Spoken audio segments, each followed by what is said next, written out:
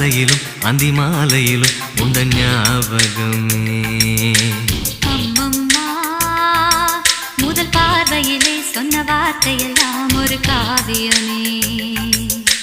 சின்ன சின்ன ஊடல்களும் சின்ன சின்ன மோதல்களும் மின்னல் போல வந்து வந்து போகும். மோதல் வந்து ஊடல் வந்து முட்டிக்கொண்ட போதும் இங்கு காதல் மட்டும் காயமின்றி வாழும். இது மாதங்கள் நாட்கள் செல்ல நிறம் மாறிடும் பூக்கள் அல்ல. மீனம்மா அதிகாலையிலும் அந்தி மாலையிலும் உந்த ஞாபகமே.